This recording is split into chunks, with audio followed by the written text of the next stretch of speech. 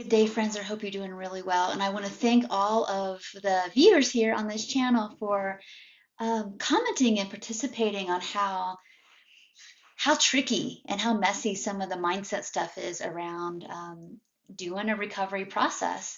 And another one that someone reminded me of, so I just kind of want to speak to that a little bit, that most of us go through, is having some period of grieving and grief that like, oh, so what you're saying is that I either can't want to lose weight or and be free, or it means that if I'm free with my food, that also means that I have to be unhappy with myself, and that feels like a sucky trade-off. And that's not what this is saying at all. What we're really focused on is grieving trying to belong, grieving trying to get love or feel even self-love, or liking ourselves. We're grieving using the body, the outsides, the insides, whatever, as the vehicle or the container to have joy, have peace, have love. We're grieving that as the vehicle for this. And once we start to separate that, it's not so much at the end of the day what your body is going to look like, how it's going to move, how well or unwell it is.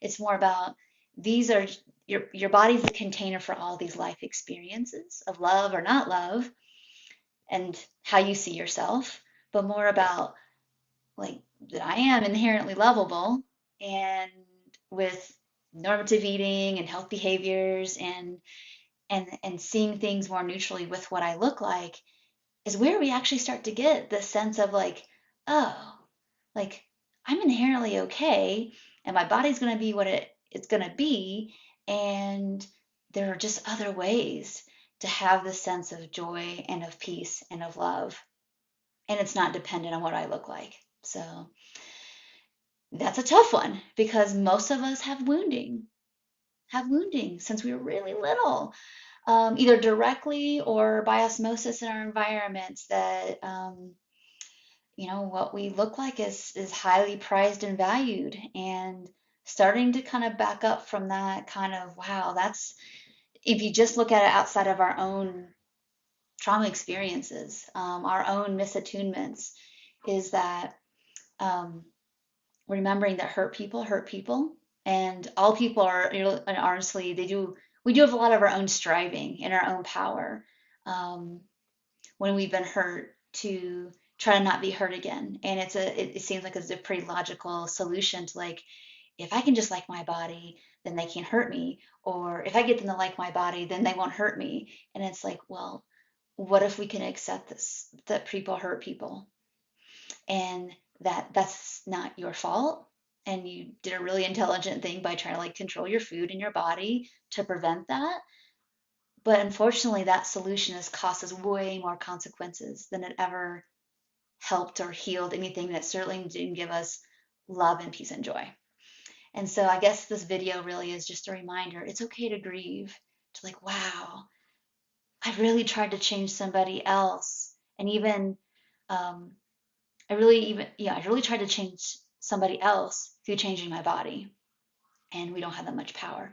Wow, I really had this belief that if I could just have a body that I like, and then I can like myself. And we have to really I need to look at the standards in which I decided that my looks are likable. And does that match my values anymore? Um, and what other ways that I can maybe have more lasting joy and peace and love, and it's not dependent on what I look like.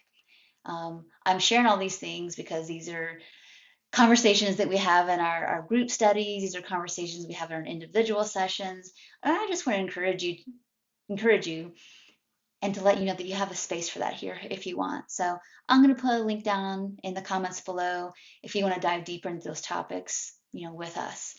And we are just waiting here with an invitation to serve you. So I hope you enjoyed this video. Please share it with people that need to hear this message, because it gets really convoluted. And I know people really struggle with, oh, so to be free from disordered eating and emotional eating, chronic dieting, I have to accept this. And it's like, well, we need to look at, one, why that feels so hard. and why the belief is so strong that this body is not okay. And we know that it's not inherently true, but it feels really true. And so we want to help unpack that with you. And if you need some more support, please reach out. But at least start thinking about this. Start like chewing on this that, like, oh, I had this belief that if my body's a certain way, then I can like myself. And where even did that belief come from? Where did I learn that conditional love way of looking at myself? So thanks so much for watching, and we will see you in the next videos. Bye for now.